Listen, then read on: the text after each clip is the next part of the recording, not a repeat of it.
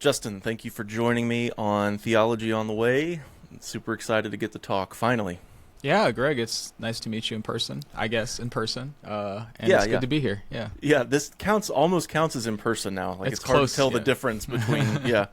Um, well, so I say finally because I actually was given your email address while you were a student at Fuller doing your Right. PhD work. While I was applying to PhD programs, I was looking at Fuller, and one of the faculty members I'd contacted in advance said, "Well, if you want a sense of how things are, you should contact Justin." So they were ready to recommend you before you ever graduated as a good source. So I sent that email, and then years passed. I did the program, and really forgot about that uh, until well, in the meantime, I started teaching at ACU, was teaching a course called Christianity in Culture, and I used your book for that course.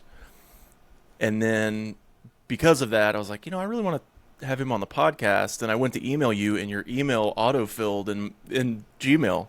And I was like, wait, I've already emailed with him? And so then I went back and found, I was like, oh, Oh, yeah, that's great. that's crazy. So we had interacted. You had given me good feedback on how the program was going for you at that time. And so now it's full circle for me. Yeah, that's great. I'm glad it worked out well for you. And yeah, Yeah, it's good to be talking about this stuff. Yeah. Well, at the time, I was trying to decide which degree program would be the best fit for what I was aiming for. And there were a few possibilities, and one of them that I was looking at was the cultural theology program. Is that what it's called? Or Theology and culture. Yeah. Theology and culture. That's right. Yeah. And I knew I was going to be somewhere in that space. Somewhere I didn't know if I needed to do an intercultural studies degree or a theology degree or a theology and culture degree.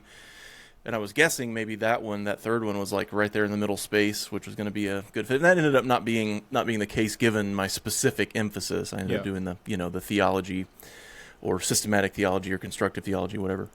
But anyway, I wasn't even really aware of such a degree of a theology and culture or cultural theology kind of emphasis at that time, which this would have been 2014. And I guess at that time it's pretty new, right? I mean, the development of this kind of emphasis. So what I would love to do, I want to get into your kind of personal journey as well, but let's just start with like, what in the world is cultural theology? And that's the subtitle. Well, I guess the subtitle of your book is, well, let's just say the whole title: Interpreting Your World, 5 Lenses for Engaging Theology and Culture. But I think you used the phrase cultural theology That's as right. well. And so could you just like give us a sense of what that is about? Yeah, so all theology is cultural theology in the sense because there's no such thing as a view that is not connected to a cultural setting that we inhabit and speak from and speak to. But when I think about theology and culture, I always joke that the real theologians are the guys like you who study the Trinity and the Real, the incarnation. You're at the middle of the nuclear reactor, working on things, and cultural theologians are out building bridges. So we're the civil engineers of the theology world, building bridges to everything, right? Because theology matters for everything. And theology and culture is willing to start almost anywhere with the theologizing that's happening all around us, whether or not it's called theologizing. So maybe a definition of both of these things are hard to define. Culture is what we make of God's good creation, and theology is our sense of what is most real and what matters most. So all of us are both making culture all the time, and we're also living with a sense of what is most real and what matters most. All of us start with culture, and theology gets us afterwards. And we're wrestling with these kind of big questions that we can't avoid because we live in this world. And those are theology. And so cultural theology kind of just has a bit of a different starting point. whereas traditional theology starts with the sacred text, it starts with Christian tradition, it starts with, these kind of traditional theological loci. Cultural theology starts with almost anything, and is interested in what God might be up to in that domain, and then it moves from there. Yeah, and that's you said more than one thing that made cultural theology as a degree option really interesting to me.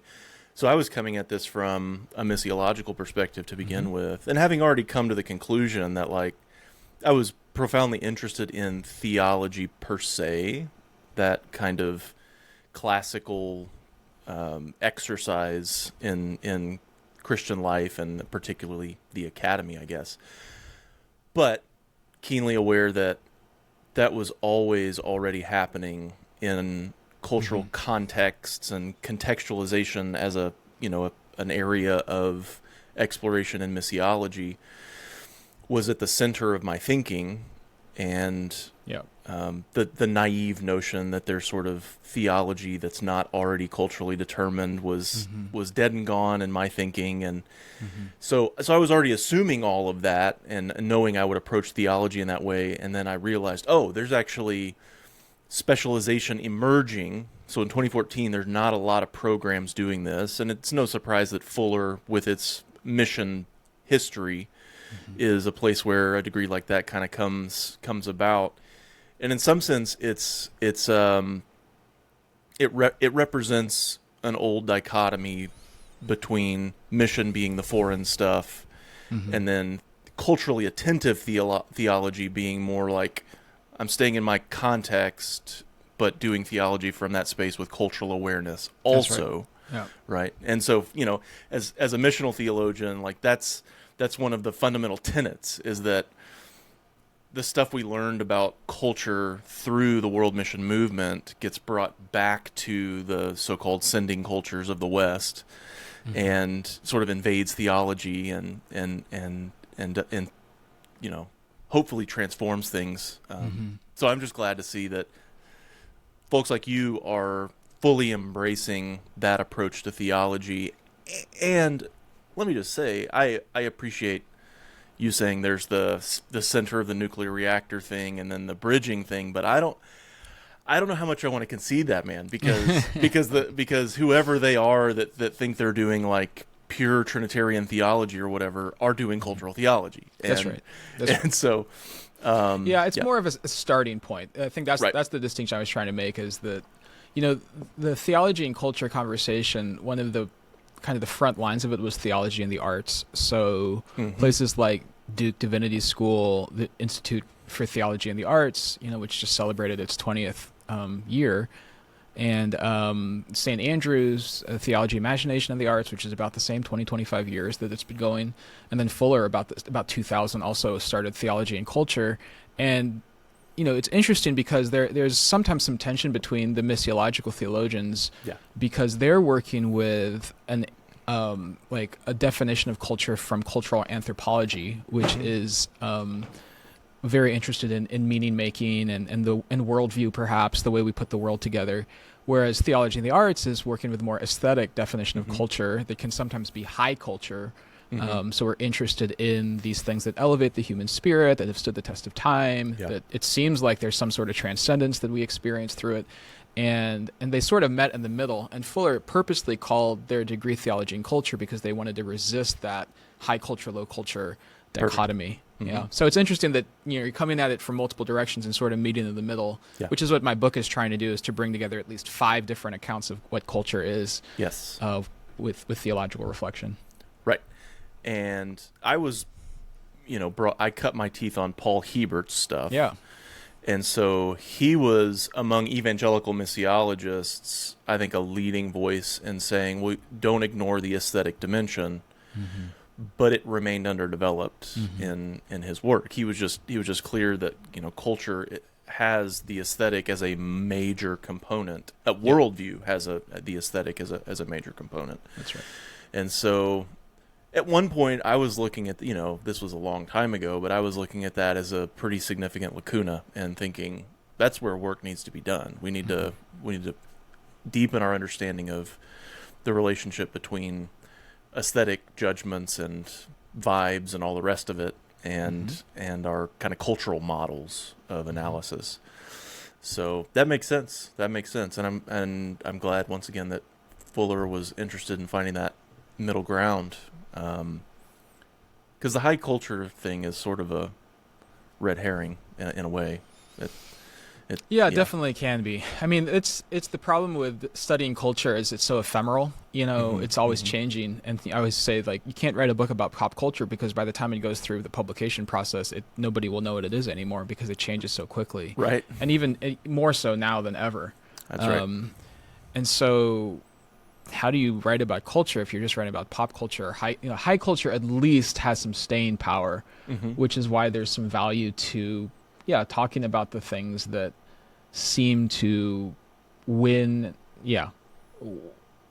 some sort of acclaim widely and stand the test of time. A conversation about classics and exactly and that kind of thing. Yeah, classics. And but ultimately we're not always the best judges of what's going to stand the test of time, and things start out low culture or mass culture and then are sort of elevated into high culture by standing the test of time. Is interesting. I'm teaching a class on pop culture right now, and I find that my students are quite critical of things that just came out. So like a Taylor Swift album that just came out, they're very critical. But Shania Twain, which came out in 1998, because the song, Man, I Feel Like a Woman, they're less critical because it's much more in their bones. And there's a sense in which, even though it's only been 27 years, it's sort of a classic to them. Yeah. And so they treat it a little bit differently than they would, a song that just came out last week. Yeah. Which is, I think there's some value to things like that. Yeah, absolutely. It's so interesting, the cultural production of the classic, like what's involved in that labeling, which, I mean, it doesn't mean what it used to mean either. It had a very different connotation not that long ago, and the language is now, I don't know, it's a lever that pop culture pulls to establish something as, like you say, not that it's actually stood the test of time. I don't know that anybody will be referring to Shania Twain in 200 years, but that it's worthy of sort of cultural memory in a way, like at least short-term cultural memory. That's right. Yeah, and I mean, it seems like oldies to my students. The things that get counted as classic rock now. When my kids make a classic rock playlist, and I'm like, wait, that's classic rock. That came out when I was in high school. That's right. Yeah. Anyway, so it's kind of funny how that works. It's really interesting. Okay. I'm sure we'll circle back around to how that all works, but before we get too far in, let me just ask the sort of personal narrative question about how did you find yourself moving into this field of study? What's the story? Yeah, so I was thinking I was wanting to be a missionary, the sort that goes to another country. I spent 2 10-week stints in Russia, just above Mongolia in the Republic of Tuva. I learned Russian, was kind of at a pretty fluent level during college. So this was 2000 and 2002 that I was there, thinking I was going to end up as a missionary there, and I didn't obviously end up as a missionary there, and that's maybe a long story. But I've always had this kind of question about how the gospel gets translated into other contexts, and also because I'm mixed race Filipino American, I sort of inhabit this in my body. This question of having multiple spheres of belonging, of that have shaped me culturally, and how do I bring that together under the most important thing, which is my identity in Christ. And so how does my identity in Christ speak to this place in which I've come, and how do I put all of that together, and how, as the gospel goes into another context, does it unlock new things and open up new things, and how does that context constrain our ability to understand different parts of the gospel? So those are questions I've always been interested in. I never planned to be an academic, certainly not. I sort of found myself doing it because I was in pastoral ministry in Chicago in 2012, 2013. I guess it was like 2011, 2010, and I was doing college ministry young adult ministry, and I had a student say something to me like, when I'm in church and I'm listening to the preaching, it's like someone's weaving a spell, and I believe, and the world makes sense to me, and then I walk out the doors and the spell is broken. Wow. And I don't know what I believe anymore. I don't know who I am anymore. And that just really clung to me, this idea of disenchantment or enchantment, or a world that makes sense while you are in church but doesn't make sense out there, outside the walls of the church. So I had all these questions that I didn't feel like, I had an MDiv at the time. I'd been doing pastoral ministry for a decade, and I just felt like I needed to get some better categories. I felt kind of dull. So I went back to get a THM and sort of started stumbling over some of these things. And I was very interested in the imagination because I thought that was the missing link. And then that one thing led to another, and I was doing a PhD in Los Angeles at Fuller, still planning on working in the church at the time, and not really planning on writing. I had no plans to write, no plans to be an academic. But, the Lord has surprised me with almost everything I've ever done. As he does, yeah. Yeah, but the common thread is just this interest in the way that the gospel... Yeah, there's this famous article by Andrew Wallace, Gospel as Prisoner and Liberator of Culture. Mm-hmm. And I'm really fascinated by that, the way that culture sort of puts blinders on us to see certain things about God and certain things about the good news, but how it also liberates the culture beyond the blinders that we might have. Yeah. Cool. That's the short story. Yeah. Yeah. No, thank you for sharing that. So I love that. I love that the academic pursuit is actually driven by the pastoral concern. Mm-hmm. I think that is often or more often the case for folks that are pursuing like a doctor of ministry. Mm-hmm. There's pretty healthy tethering there to the on the ground reality, but it seems as though many times those of us who go into PhD programs are actually trying to escape that and more interested in the abstract academic pursuit of knowledge, which has its own merits, but I'm a pretty big fan of holding those two things in tension. So that's awesome. And so then you found yourself writing nonetheless. Why? Yeah, what gave rise to the writing? Well, I mean, I've always written sermons, so that's the genre I'm most comfortable with. This sort of weekly exercise of presenting a major paper to a congregation, at a particular level, not an academic audience, and that's still something I do every week.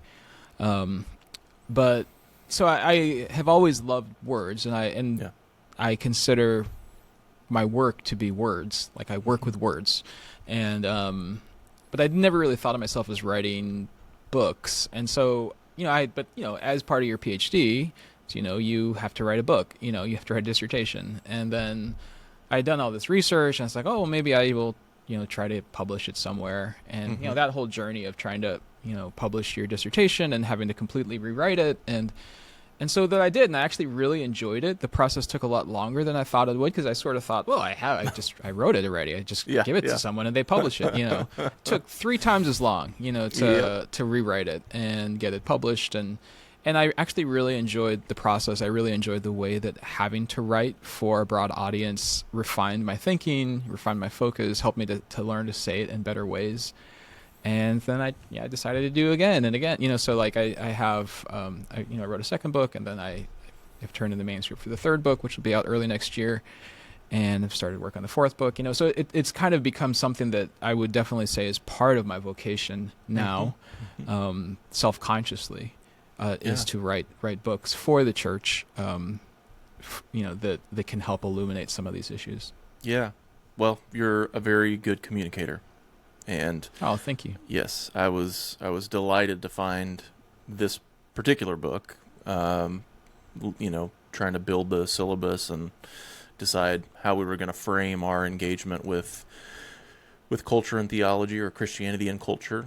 And yeah, it's a very you mentioned the 5 lenses that you develop in the book. I'll just share those. To intrigue our listeners, I'll share the names of those. So you have the meaning dimension, which you label culture as immune system, the power dimension, which is culture as power play, the ethical dimension, culture as moral boundary, the religious dimension, culture as sacred experience, and the aesthetic dimension, culture as poetic project.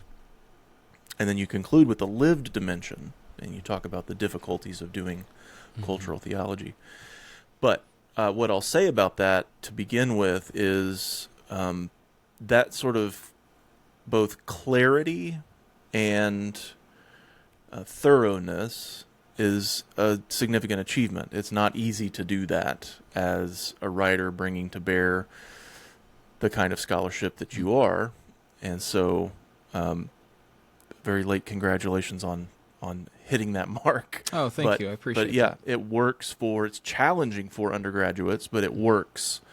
It's a useful way to get into the multidimensional nature of what we're struggling with there. Yeah. Yeah, thanks.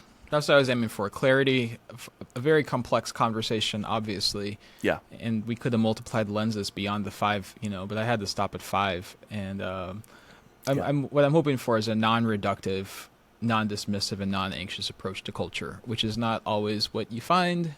If anything, you find a reductive, dismissive, and anxious engagement with culture.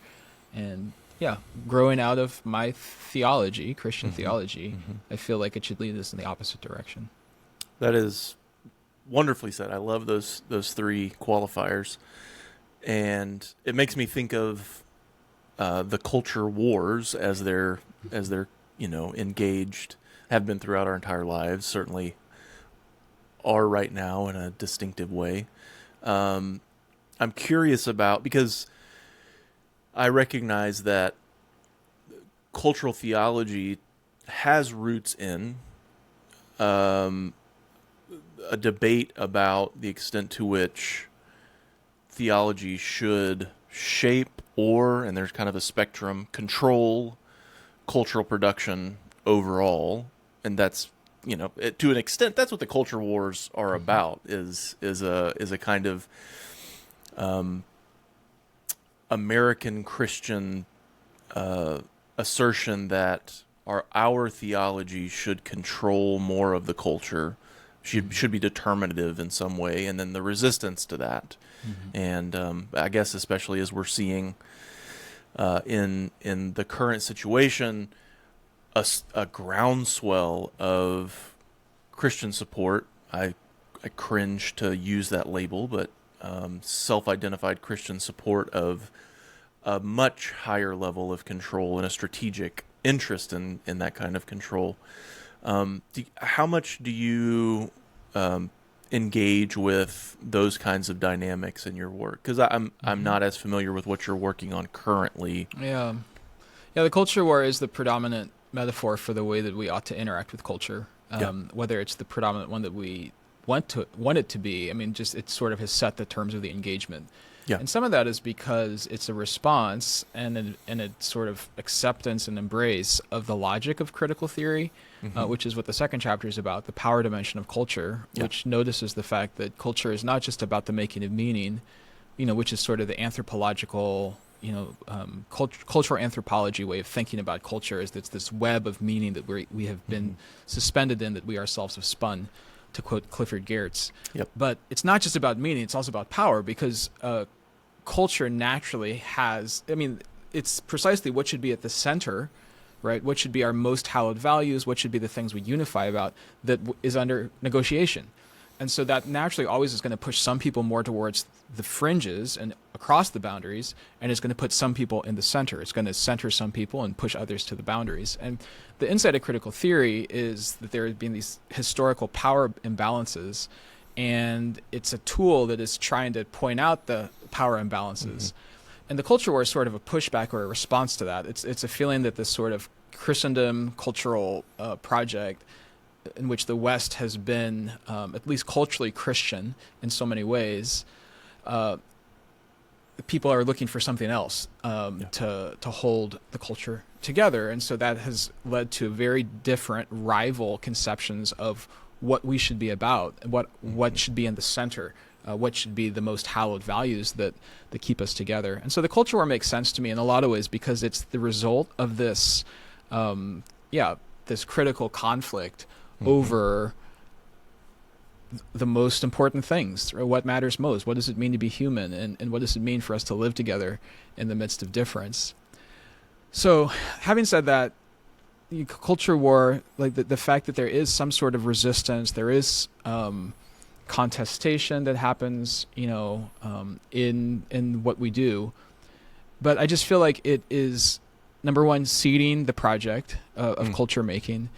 And before we were warriors, we were gardeners, right? And so that gardening vocation is earlier, right? There are thorns and thistles to resist, and there are weeds to pull up and things like that.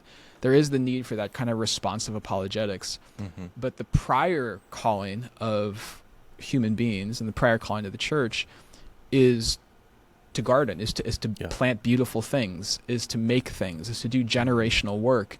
It cannot simply be about resistance. It has to be about some constructive, positive vision of what it means to be human and what it means to be Christian. So that's this idea that Mako Fujimura has called culture care, right?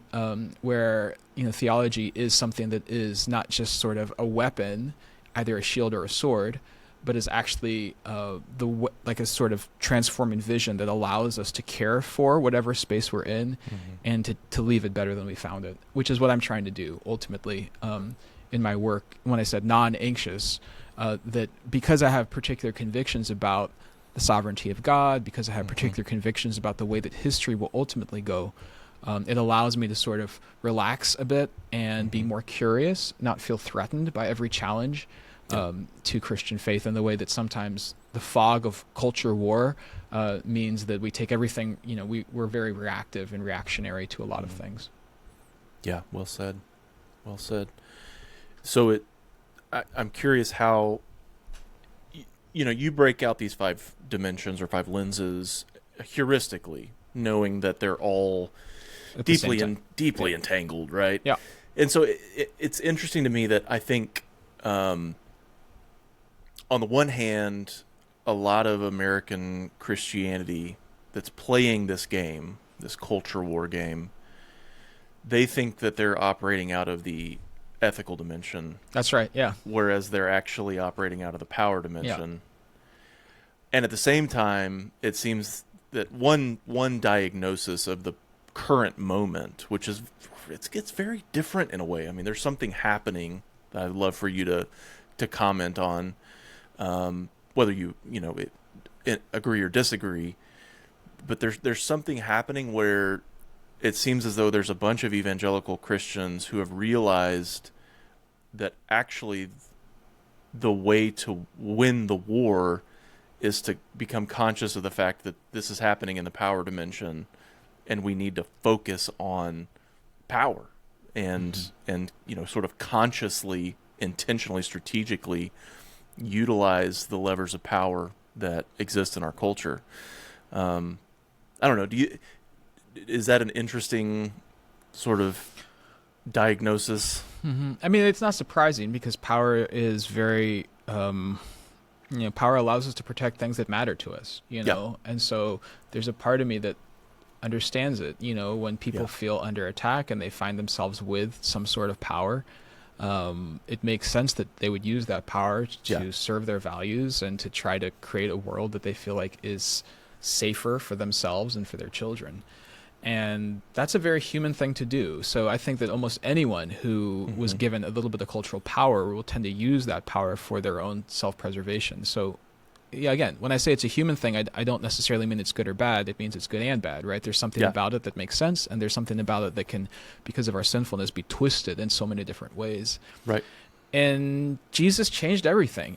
Jesus called us to and show it. You have heard that you know how they do it among the nations, and how the Gentiles use power, but it shall not be so among you. And Jesus has this way of handling power, this way of self-sacrificial enemy love that turns everything upside down, that moves towards the outsider rather than pushing them further outside.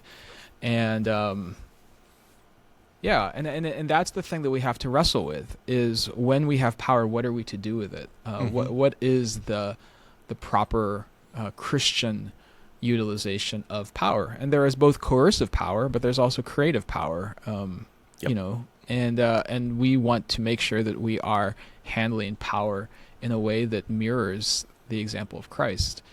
So I think that that's the aspect in which I say I definitely get the impulse, but I think it's incredibly dangerous, and it is very difficult to remain faithful Yes. when you have a lot of power. And I think that, you know, one of the reasons why, so both in my theological tradition, there's been a great emphasis on what's sometimes been called sphere sovereignty. So you're in the Reformed tradition. That's right. Yeah, in the Kuyperian tradition. I prefer Rob Joustra, who's a political scientist, as sphere interdependence, which I like better than sphere sovereignty, because sphere sovereignty makes it sound like you have all these things that never get to meet with each other. But it's the idea that you need, to think about the way that within a society you have a particular role for the state and the market and the family and the aesthetic, the arts. And they all have a unique contribution, and there should not be one sphere to rule them all. You know, there should not be one that you put all your eggs in the basket of the state to do everything for you, or you put all your eggs in the basket of the market to do everything for you. And part of that is because we have a conviction of human sinfulness, that we never want to give too much power to any one entity, but it also is a conviction of the good of plurality, of pluriformity, that God created a world in which we have these different aspects, and we want to do our best to nourish all of them. So that's part of the reason why I think that the desire to consolidate power, I mean, that's Babel, right? That's Genesis chapter 11, and it's incredibly tempting. But I think we have both, theological reasons from Genesis, 1 through 11, as well as Christological reasons from the incarnation, ministry, death, resurrection, and ascension, and sending of the Spirit that would lead us to handle power in a different way and to relate to culture in a different way.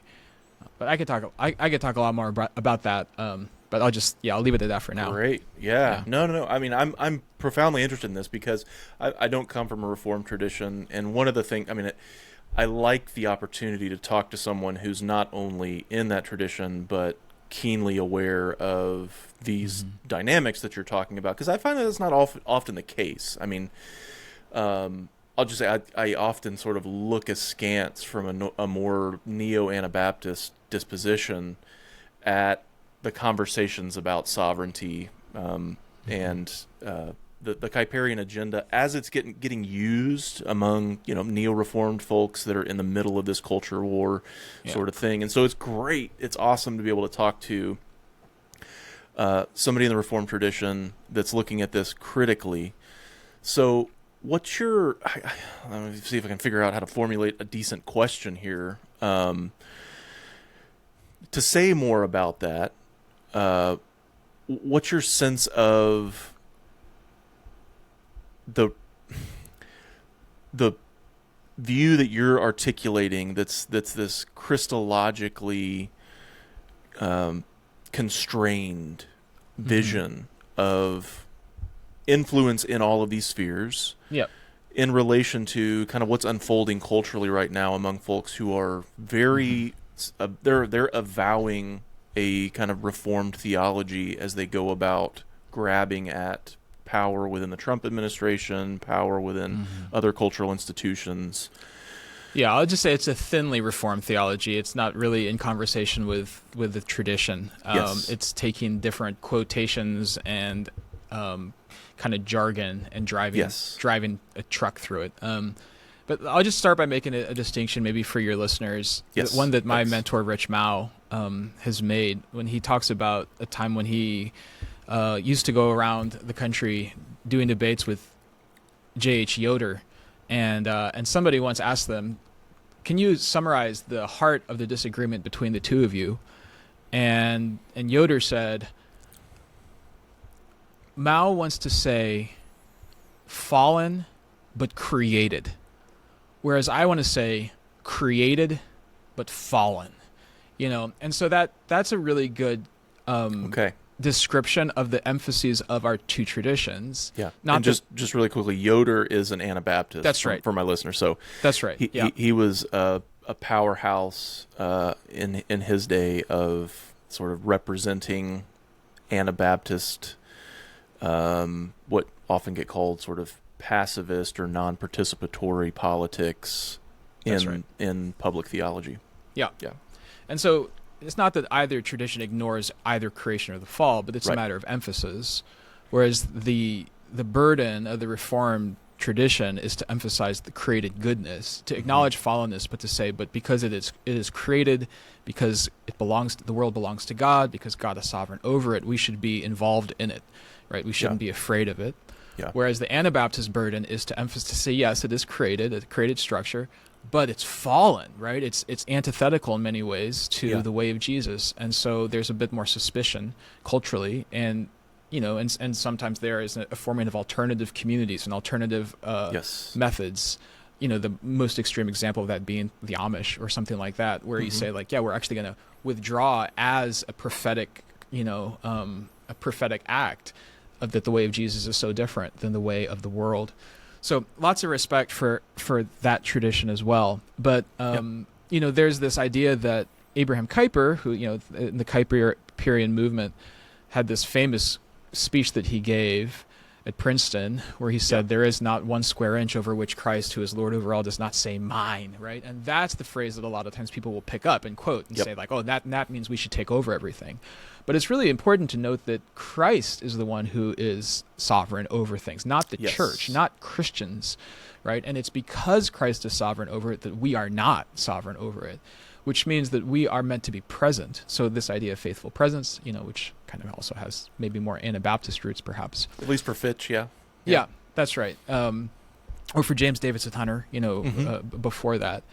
And but this idea that we ought to be present in every sphere of life, testifying to the kingdom that is coming, and to do that in a distinctively Christian way, and so, at my institution at Dordt, we try to do that with everything, with every major, with every discipline. We have a gaming guild, a video gaming guild, because we think that there is a uniquely Christian, way of thinking about video games. Yes. And I actually got to chat with the guy that's directing with that. Brad Hickey. Oh yeah, great. Yeah. Somebody gave him my name because he was wanting to think about it a little missiologically as he was developing it. And so we chatted for about an hour just about kind of my perspective on what contextualization inside the virtual world looks like. Yeah, that's great. Yeah, he's the only person I know who has a PhD in theology and video games. It's cool. But that's a great and necessary. That's right. And it's a great example, though, of the sort of creative things that you get within the Kuyperian tradition, because we believe that this is, as much as, there's addiction, there's all sorts of things about video games that can be dehumanizing and that can form us in ways that are antithetical to the way of Christ. But because we think that play and all of these things are God's good gifts to us, we're trying to figure out how do we enter that space and be present with a word of testimony. And so a lot of the let's take over everything, is not really reflective of the Reformed tradition at its thickest. Now, perhaps there are trajectories that could be read that way. Well, there always are. Just sort of like you mentioning the Amish or the Quakers or something. It's like this ramifies in a lot of ways historically, and so you can't look at one thing and go, well, that's what that means. Yeah. But I'd say our tradition, like from the perspective of my tradition, we are not, like, the Reformed don't have any illusions that we are trying to take over everything. Right. But we would like to be present in every sphere, trying to give it a testimony of the kingdom that is coming and what it could look like to do this in a way that is fitting with the gospel. And I could tell another funny story about Stanley Hauerwas when he came out to this part of the world. So, I'm in Northwest Iowa, and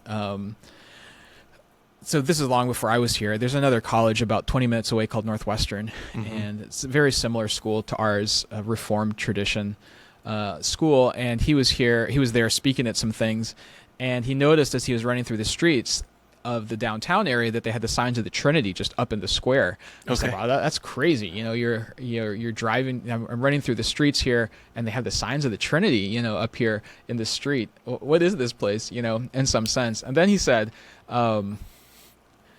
Kuyperian theology is the kind of theology that went out to take over the world and ended up taking over Orange City, Iowa. These kind of like small towns, where this could happen. And I always show it to students and we laugh about it. That's great. But it's really, I think, a misunderstanding of the Kuyperian vision to say that it's seeking to take over everything. Right. It is seeking to be present, and it's seeking to do things in a distinctively Christian way.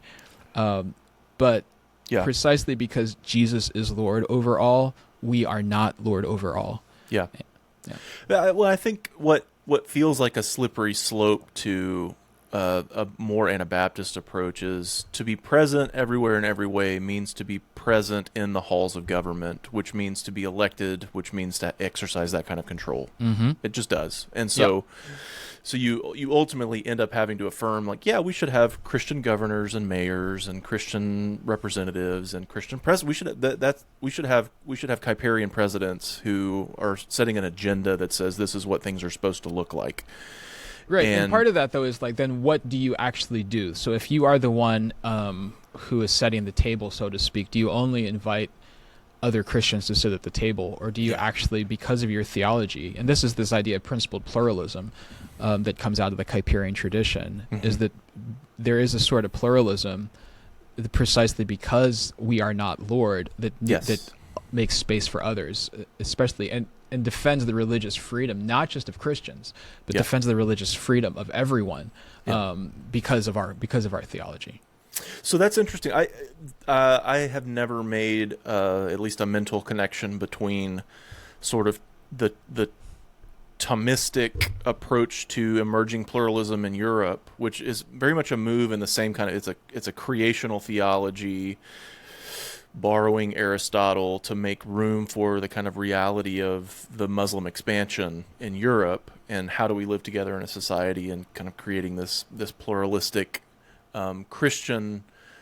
It's capacious, it's hospitable in it on paper, right? I'm not talking about the way that actually works out in history, but that kind of move. I hadn't made a connection between that and the way that you're talking about Kuyperian Reformed theology, which is an interesting analogy. I don't know. What do you think of it? Yeah. So, I mean, part of it is this idea that what worldview actually is the most capacious, which worldview actually makes the most space for all the others. And so which there is Catholic. Yeah. Yeah, right. Yeah. And so, Kuyper especially, was wanting to articulate a Protestant, I don't want to say version of it, but a Protestant approach to having that sort of same thing. So you have Rerum Novarum with the Catholic Church around the same time that you have Kuyper articulating the same thing, that there's a similar kind of globalization that's happening, and Kuyper is very interested in resisting modernism, which is this kind of view from nowhere. So what is the worldview that actually makes space for everyone? Is the secularizing worldview that says, well, we make space for everyone as long as it's a private commitment that doesn't affect anything else in the world, right? And you can sort of see the way that that's worked itself out in places like France, where they're trying to ban head coverings, among Muslim women, headscarves, and because it's kind of secularism becomes the religion. And Kuyper is very resistant to this idea, to this kind of new religion. Yeah, and rightly so. Yeah, that is kind of becoming the place where we find, we are going to have peace by getting rid of all this from the public square, right? Trying to create this naked public square.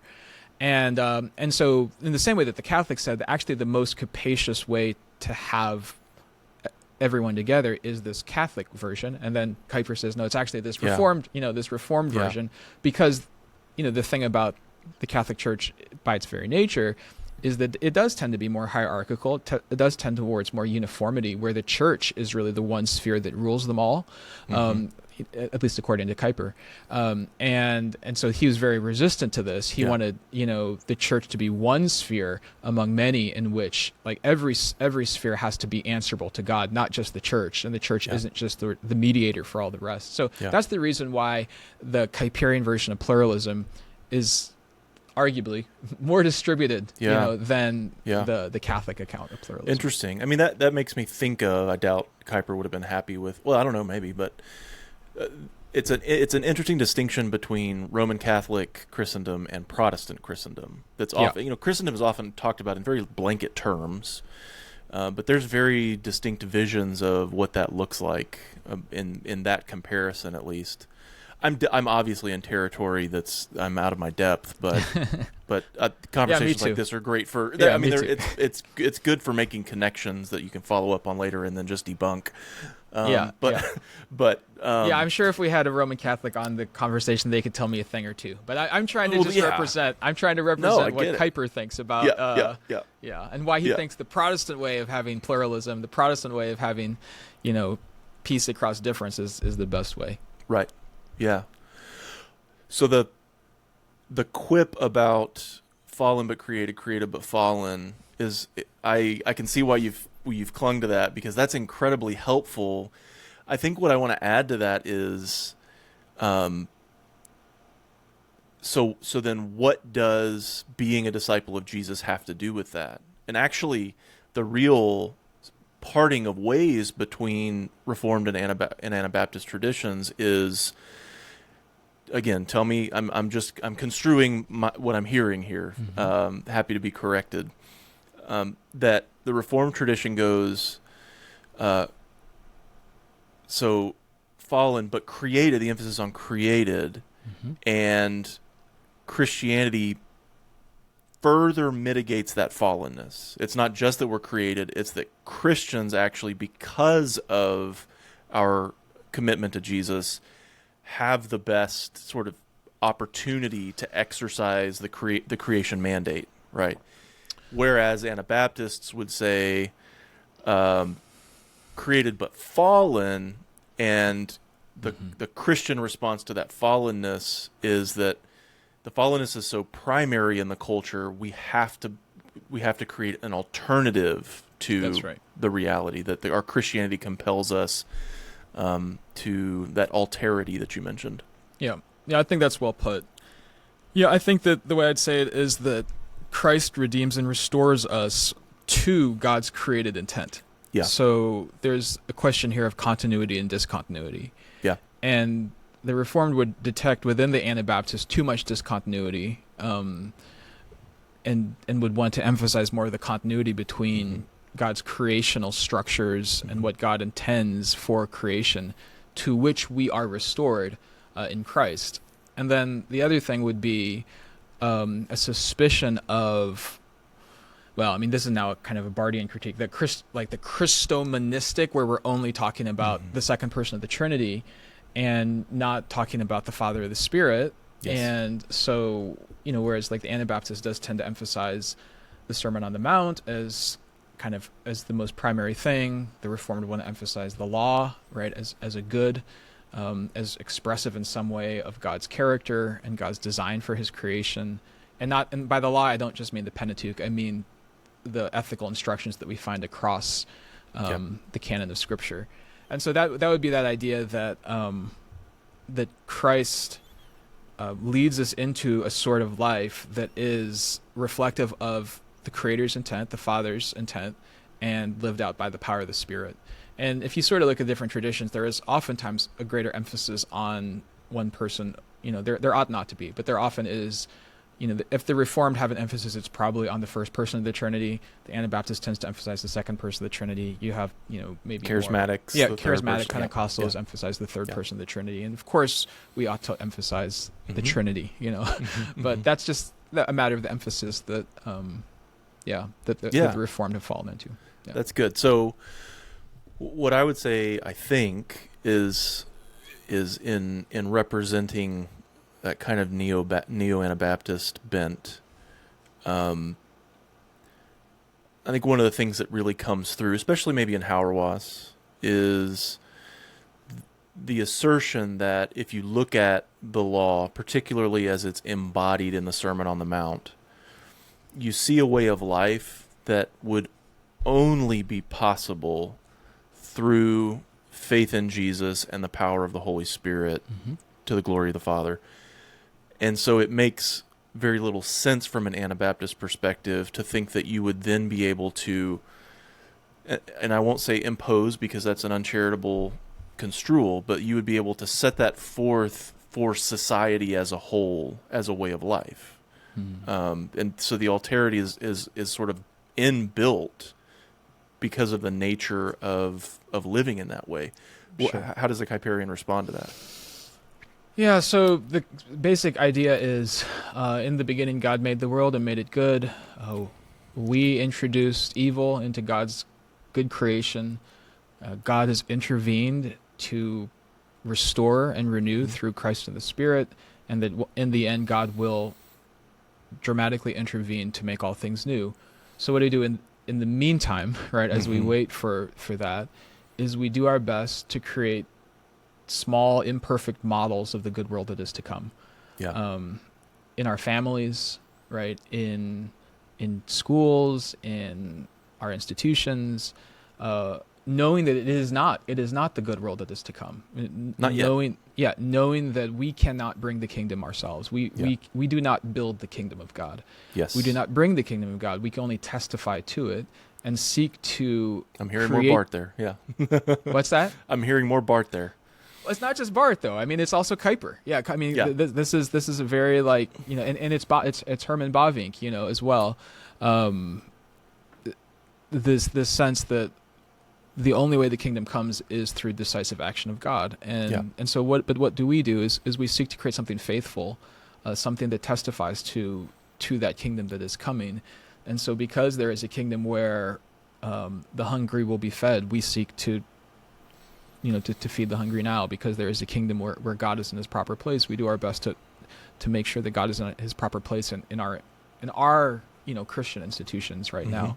But also because there is a disjunction between us testifying to the kingdom and God bringing the kingdom, we do not insist that we make space for others, right? We allow there to be seats at the table. We create space for negotiation. We create space for persuasion, right, where we can persuade each other. We enter into, the Reformed have been very active in interreligious dialogue because of this, and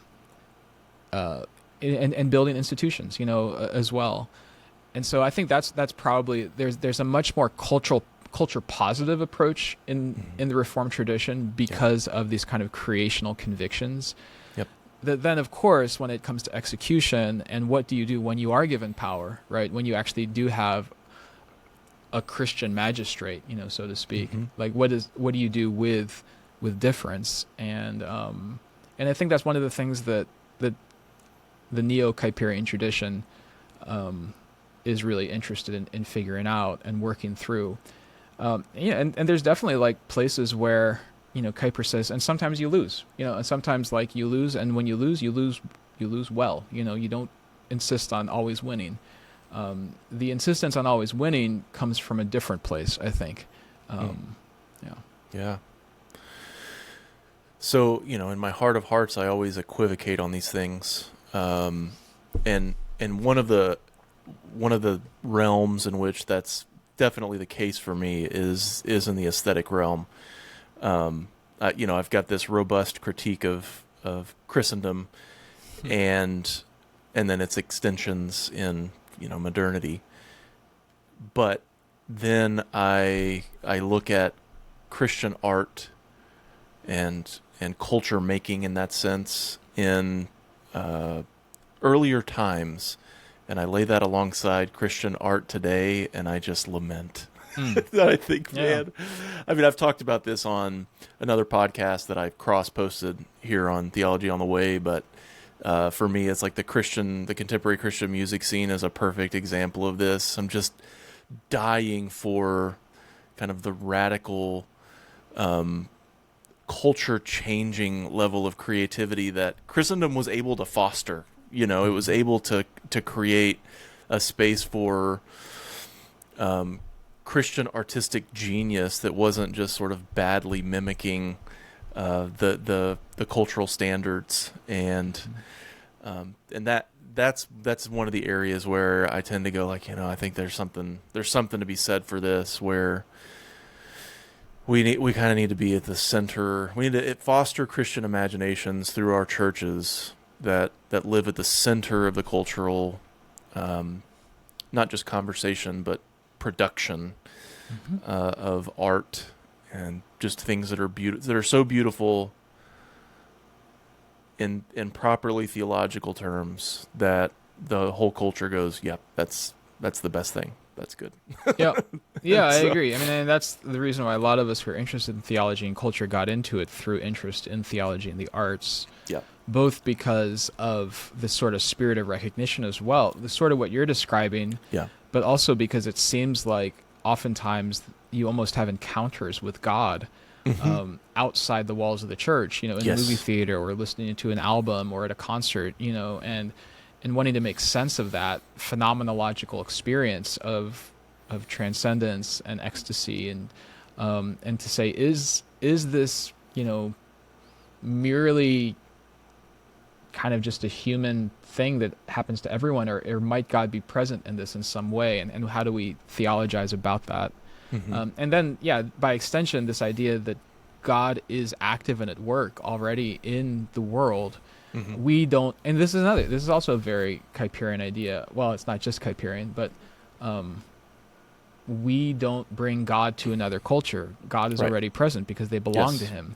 We bring the gospel. The gospel might not be present. The good news might not be present, but we don't bring God. God is already present in every place. And so what we're seeking to do then is to cultivate a sort of spiritual discernment to understand what God might be up to, and seek to participate in some small way in that, which is why my first book was about apologetics, and the basic argument there was that the defense of faith, which is what apologetics usually is framed as, has to come under the umbrella of discernment. So discernment is the primary category for apologetics, not defense. Defense might need to happen sometimes, but the first thing is to say, what is God actually doing in the life of this person I'm talking to? What is God actually doing in this cultural setting? And then how do I enter into it in a way that bears witness to Christ, rather than just ceding the game to this kind of culture war dynamic where it's like, we're trying to see who's right, or we're trying to see who has legitimacy, cultural legitimacy. And so that's where I think that this idea of discernment, which is so important, is something that is, because you have this Reformed emphasis on God's wider presence, that God is active and at work in every place because it belongs to him, And so how do we create criteria for naming that, for interacting with it, and then how do we engage it? Yeah. Apologetics.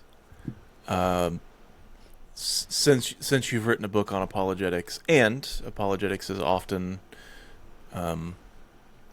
very at home in the Reformed tradition, just in terms of like surveying the books on apologetics and which authors are writing those kinds of books and so on. I'd love to talk about that a little bit. I have sort of a distaste for most of Christian apologetics these days. And yet, I recognize that the overlap that you're talking about, which you're identifying an overlap that I understand from a missiological perspective, in terms of God being at work in cultures before and beyond the church, and needing to recognize that. I've really actually come into that from more of the charismatic emphasis on the Spirit's work, not because that's my tradition, but because those are the influences that really shaped my understanding and imagination about what God's up to in the world around us. And so that overlap is there from that perspective, and from speaking missiologically more broadly, from the perspective of the experience of engaging people in their own cultural terms and needing to figure out how to make sense of Christian claims. That's right. In that space, which if that's apologetics, I guess I'm not at all in tension with that agenda. But what I find is actually apologetics is this kind of sub-discipline that's hyper focused on logical proofs and not simply persuasion, but a kind of intellectual strong arming to show that, in fact, not only are our claims defensible, but that they're necessary conclusions. And boy, I just struggle with that, the kind of flavor that I find in apologetic literature. Yeah, so you're resisting the apologetics industrial complex. Okay, yeah. So I like I mean, that. what you're describing in the former is, well, so Schleiermacher is arguably the first one to kind of say apologetics is its own thing. So working in the 19th century, you have this parting of the ways where apologetics becomes its own discipline. And the way that apologetics was done up until that point is the first thing that you said was very missiological. So you think about Justin Martyr's apology, stop killing us, right? That was his apology, Right. Doesn't make sense to kill us. Here's exactly. why it doesn't make sense. You might disagree with us, but there's no reason to kill us. That's not what we think of when we think of apologetics, but it's like the encounter with a religious other, the encounter with a world outside of itself, and Christianity makes itself intelligible in some way and gives a reason for the hope that is within it. And so you have that way of doing apologetics that goes up until the 19th century or so, in which you then, for a lot of different reasons, some of them good, you have a challenge in terms of higher criticism and whether or not scripture is credible. You have a challenge in terms of biological evolution as a grand theory of everything. You have then the masters of suspicion, and so it sort of makes sense again that you would have this much more combative approach to apologetics. But what people think of when they say traditional apologetics is actually a more recent version of apologetics that has kind of taken over. And I call it, what you're describing, the first thing you said, I call that lowercase apologetics with a lowercase a, which is the conversation that becomes necessary whenever Christianity encounters a world outside itself. And it's a very missiological, missionary approach to dealing with others. The second thing that you said is what I call uppercase apologetics with a capital A, which then is like evidence that demands a verdict, right? Almost a way of not just legitimizing itself, but also imposing itself as irrefutable, on others. And so I appreciate different apologists who work in that uppercase stream. The problem is when that becomes the only, it's a contextualization itself. It's a way of doing apologetics for a particular kind of person, for a particular setting. But then when it becomes like, oh no, this is the way to do apologetics, I think that's the overreach that you have. Yeah. And I think most of the time, any apologist worth their salt is doing lowercase apologetics. And any missionary worth their salt is also doing lowercase apologetics. Yeah, that's good. I was really compelled by Lindbeck's discussion of apologetics, brief as it was, in The Nature of Doctrine. And, he's coming from a fairly Barthian perspective, but coming to the conclusion that at most what we need to do is what he calls ad hoc apologetics. Apologetics has always been ad hoc. Yeah, I don't know. I mean, in terms of the agenda of capital A apologetics, I don't think it conceives itself as ad hoc. Maybe I'm wrong about that, but it doesn't feel like that to me. Yeah, no, you're right.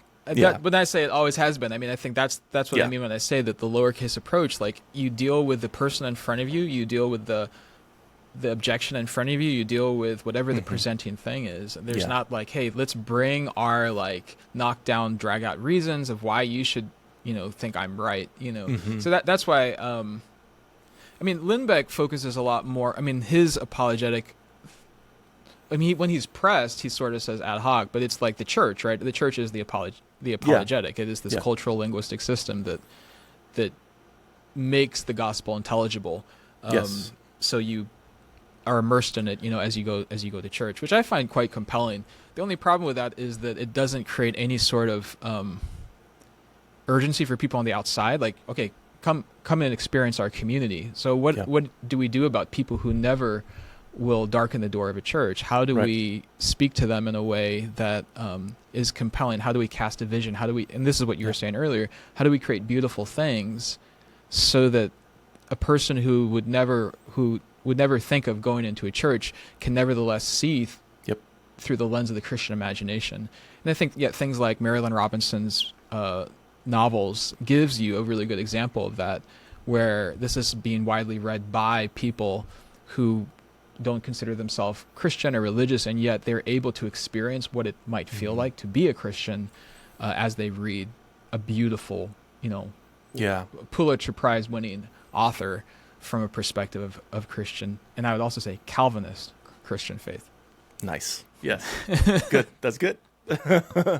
Credit where credit is due. Yeah. Okay. Yeah, that's, I think, going to be helpful for listeners who are kind of thinking about some of these dynamics as they're unfolding presently.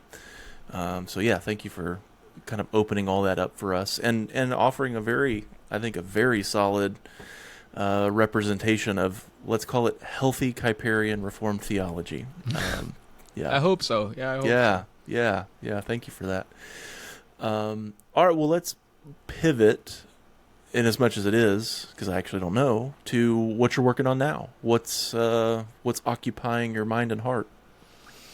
Yes, I've just turned in a manuscript for a book called Discipling the Diseased Imagination. Oh. So, my fascination academically is with the imagination. Like I said earlier when I was telling my story, I became convinced that in some ways that the imagination was the thing I needed to work on. And my mentor during my THM said to me, you should find a question that you just ask for the rest of your life, an essential question that you're asking for. And it didn't take me long. Like, his question was, what does it mean to be biblical? So this is Kevin Van Hooser. And I love that question. And he has spent his whole life, all of his work is in many ways trying to understand, what does it mean to be biblical? When someone says, oh, we want to be biblical. Well, what does it mean to be biblical? Yeah. And the question... Which, by the way, amazing. And there are a few scholars who are as much sort of in the orbit of my imagination as Van Hooser's work. So, it's brilliant work. And I would not be who I am or where I am without him capturing my imagination when I studied with him in seminary, all the way back in 2004. So his question was, what does it mean to be biblical? And the question that I came up with, it took me a little while to find my way there, but it was, what does it mean to disciple the imagination? So not just to disciple the intellect, because we do a decent job of teaching people the right things to think and believe. It's at least a job we make an attempt at. That's right. Yeah. And especially in the Reform, in my tradition, we tend to be overly intellectual. It's the greatest strength and greatest weakness, is we like to think about things, and so that means that a lot of times that's all we do is think about things, which is one of the reasons why, that chapter, the lived theology in my book, when I talk about your interpretation is your life, which was something I once overheard Kevin Van Hooser say. It was the original title. It was my proposed title for the book, but the good people at my publisher didn't. They thought it was too metaphorical. Yeah. Anyway, so what does it mean to disciple the imagination, and how do you do that? So how do you actually disciple the way that people experience the world, their sense of possibility, what is beautiful, what is desirable? That's all the imagination. And so my first book was about the imagination and apologetics. My second book was about imagination and culture. And I'm sort of moving through different loci of Christian life. And so this is about imagination and prayer, or imagination and spiritual formation. Oh, cool. So I always say it's not about imaginative prayer, which is something I spend a bit of time thinking about in the book, but it's about the way that praying requires a kind of imagination, especially because God is unseen, right? And so we have, as the foundational spiritual practice, the speaking to and hearing from a God that we cannot see with that we cannot access with our senses, and so that requires a certain kind of imagination. And so, how do we cultivate that? But then also a recognition of the fact that the imagination is diseased, and prayer itself is no panacea. It might just be just as diseased, as anything else that is human. Prayer is a human thing, and so because of that, just because we pray, it doesn't mean that prayer by itself is going to heal us. It might just perpetuate our diseased imagination. And here I'm drawing from a couple people like Willie Jennings, who talks about the diseased social imagination, and then Lauren Winner, who wrote this wonderful book, The Dangers of Christian Practice, in many ways in response to your George Lindbecks and your Jamie Smiths, who hold out practice and the formation of habits as like the thing we need to do. And she says, yeah, but we have all of these journals of slaveholding Christians, these prayer journals, where it doesn't appear that praying challenged their imagination as to how they ought to treat the slaves that they had working on their land. And so it's in some ways a challenge to my project, because I have been quite positive about the imagination in my first two books, and I'm sort of reckoning in some ways with the failures of my own tradition, in some ways failures of my own in my own life to have a discipled imagination. And so I'm kind of just wrestling with, failures that I see in the American church more broadly, in which I am totally implicated in, our inability to escape the gravity of particular cultural forces and ways of, things we've already talked about, I think. And so in some ways the book is me feeling a bit chastened by the last 10 years of where I've kind of had a very positive account of the imagination and a high estimation of God's work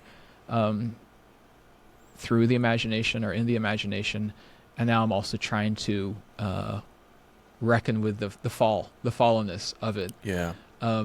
While also holding out hope that God will heal, that God can heal the imagination. So the subtitle is Spiritual Formation and the Healing of Our Hearts. Okay. Yeah. So that's the book that I've just turned in. Wow. So as much as you want to preview, what is there a primary takeaway? Is there are you working on a set of practices? I mean, obviously practices is a little bit it's a question mark. I don't know what. Yeah, so what I'm trying to do, I'm in dialogue a bit more with psychological science, and interested in the same way that the culture book, I looked at kind of 5 different ways of thinking about culture. I'm looking at like 6 or 7 different imaginative aspects. So things like attention and distraction, things like the way that imagination is transparent to emotion, and how we experience this kind of emotional excess, but that could also be deceiving. I'm wrestling with the idea of hearing from God, or the idea that God could speak to people, and the dangers of thinking that God speaks to you. At the same time, I'm a Christian who believes that God speaks to his people. My sheep hear my voice. The dangers of thinking that God doesn't speak. That's two sides of that coin. That's right. Yeah. And so how do we navigate that idea of the God who speaks? I wrestle with the idea of attachment theory, the God who sees, feeling seen by God. So let's see. Yeah, even there's there's a bit of apologetics in the beginning of the book, where I'm kind of wrestling with this idea of, are Christians sort of imagining something that's not there, or are those who are atheists imagining, like, kind of suppressing something that is there and pretending as if it's not there. And so every chapter has a different aspect of the imagination that can be diseased. And so I call it like an imaginative disease. So like distraction is an imaginative disease. Idolatry is an imaginative disease. And so every chapter has an imaginative aspect, an imaginative disease, and then reflection on what it might mean to have healing in that area. Yeah. And then every chapter ends with a prayer. And then if you take all the chapters together, it's kind of a long prayer about the imagination. I love the structure. I love I love the intentionality of composition there. That's very cool. Thanks. Is the disease metaphor an extension of the culture as immune system metaphor in interpreting your world? I mean, it just struck me as you were talking. It was like you have a kind of a consistent pathology metaphor in your work. Yeah, no, that's a good question. I don't know that I thought like I planned it that way. In many ways, the immune system came about because I wrote it during COVID. That earlier book, and so it was very much. We were talking about, talking about how things are viral and what does it mean to have discernment is kind of like having an immune system, that is discerning things. The idea of disease maybe was on a parallel track.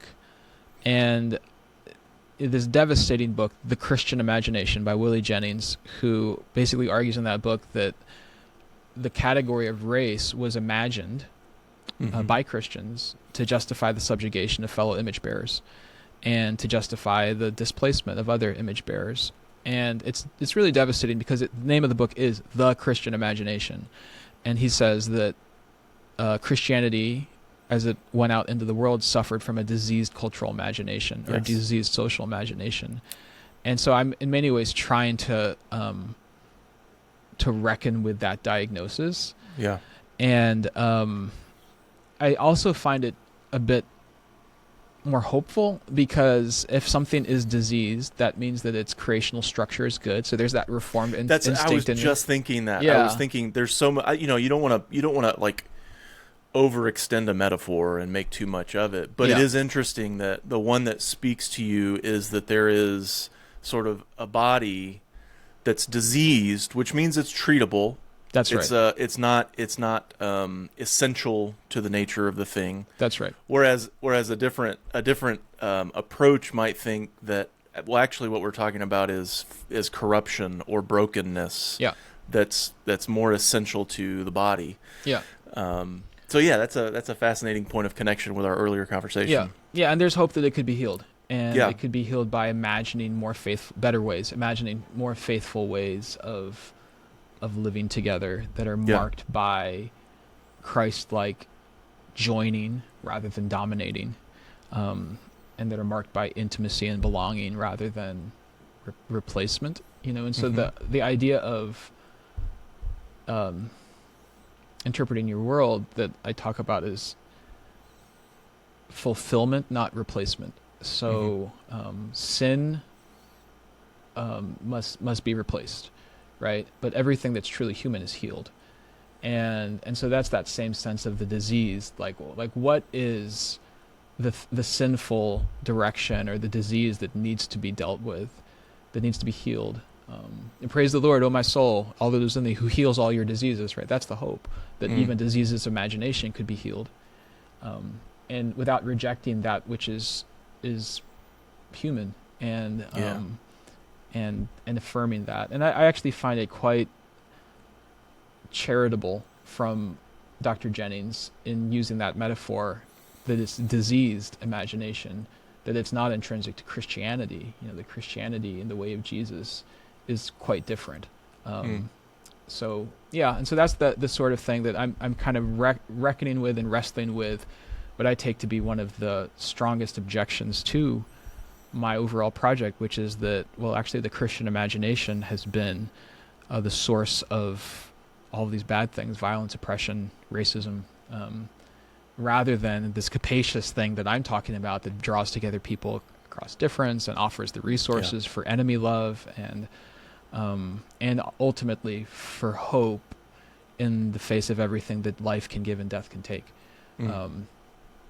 And that's why kind of, yeah, this is a book where I'm trying to deal a bit more with, yeah, my own sense of disappointment of what I see in myself and what I see in my tradition and what I see in the Christian family more broadly. Yes. Yeah. Yeah. Which is such important work. You know, here's what I like about this, because I find myself in the conversation of missional theology often taking a position that sounds a lot more like yours, because of the history of mission and its complicity with colonialism and the abuses and egregious sins that mark the history of mission in such a way as to almost make it, well, for many people, to make it irredeemable. I mean, it needs to be jettisoned entirely. The whole project is inevitably corrupt in that way. And I find myself occupying the space of resistance there and saying, no, we can't essentialize Christian mission in terms of its failures. We have to continue to hope for and work for and embody, well, an alternative, a different vision of what that's about. And for me, I mean, there's the baseline need to claim the positive dimensions of that history as well, and just say, look, it's not just because there's a lot of really bad doesn't mean there's also not a lot of good and some really good. And you don't need anything else necessarily to make that more objective claim. But I want to push farther and say, actually, what we're talking about is not living up to the thing that we all ought to be striving for. Yeah. Just as we're often, almost always not living up to Christ, but that is indeed the humanity that we're striving for. And so I just can't concede that we would say history proves that this is an impossible project. I want the healed vision of our participation in God's mission to have its day in court, I guess. And so that, I mean, that resonates with me deeply. Yeah. So you're the dean of chapel. This is a new position for you at Dordt. Yeah. Tell me what that position entails, and I'd like to know a little bit about what chapel means at Dordt, like what that is for students and institutionally, the significance of that, because all of us working in Christian institutions are like renegotiating these days what our student body is willing to participate in, interested in, what should be required, what we think this has to do with the core mission of the university, and so on. So tell me. Yeah. Dordt is very unique in that chapel is not required, but it is incredibly well attended. So I'd say probably 60 to 70% of our students come to chapel. Brother, that's the dream. Not required, but well attended. Yeah. That is... Yeah, okay. And I can't take credit for it because it's been the case. That's been the case for quite a while. That it's been not required. I think it was required, years and years ago, and they decided we either need to, we need to rethink it, and so they put a lot of energy into making it something that was very valuable and formative and unifying for the community. So yeah, it's once a week. 40 minutes, about 1,000 or so people together. And we emphasize the fact that formation happens everywhere on campus. It's not just through certainly chapel, and chapel is no replacement for being involved in the local congregation, but it is a unifying practice where, all the formation that happens elsewhere we can all be in the same room, and we can pray and sing and hear a message from Scripture in 40 minutes, and and so my role as Dean of Chapel is to direct spiritual formation in a formal sense on campus, to provide pastoral care, to organize and lead that service, as well as, we have a couple other services. We have a prayer service, just focused on prayer-based worship, and then we have a music-based, on Thursdays, just praise and worship. So there's sort of 3 services, but those are kind of unifying practices for us, and none of them are required. And so I'm the primary, as my role of dean chapel, I'm the primary voice for chapel. So that's a big part of what I do is preach in chapel. But then I also lead a campus ministry team, and I provide pastoral care for students. And then I also try to figure out all the ways that we can not reinvent the wheel, but that we can resource and highlight all of the other ways that formation is happening on campus in class and on sports teams and in the gaming guild, all of those sorts of things. I mean, that's in theory what it is. Anyway, I'm just trying to keep my head above the water in so many ways, because as a faculty member, you like to, I would just say, faculty like to drive about 25 miles per hour, maybe slower. Maybe they don't even like to drive; they like to ride their bikes, because part of what we're doing is we go slowly and we think about things really slowly.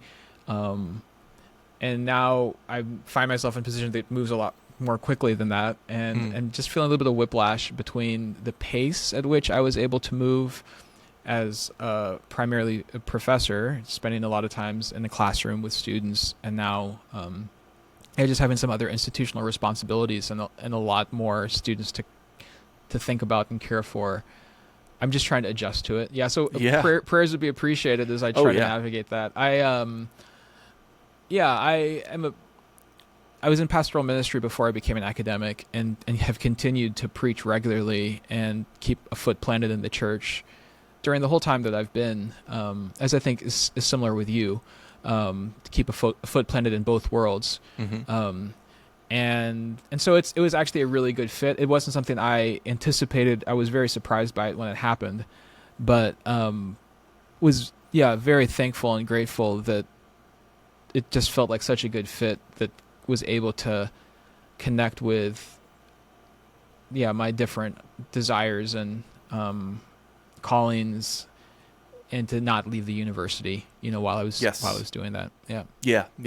That's good. I mean, that is one of the challenges that some of us face is feeling isolated from kind of ministerial realities, and so that's a good fit then. That's very good.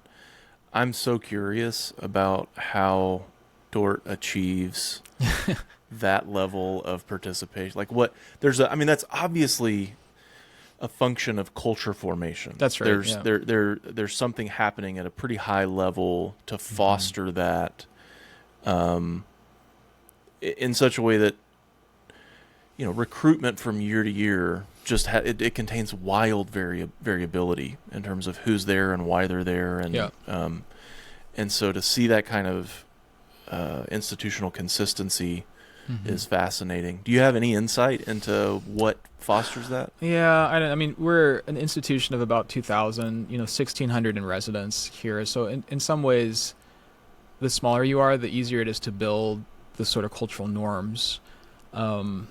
And it is a cultural norm. It's a social norm. It's not required, but students will sometimes speak of there being some social pressure, towards going to chapel, because everyone goes to chapel, That's healthy. We like social pressure. That's right. Positive social pressure, right? And but I mean, it does kind of then become this kind of self-perpetuating thing, because in the same way that anytime you give people agency and they choose to do something, they're going to be more engaged. In the same way that, when students have a choice to take a class that's like a core class, that they have to take for their major, versus a class that they chose as an elective, their buy-in at the beginning is just going to be a little bit higher. Yes. And so I think part of it is because students are not required to go to chapel, and they might not go sometimes if they feel, that they have a lot to do. That actually has created this really healthy and wonderful sense of buy-in where,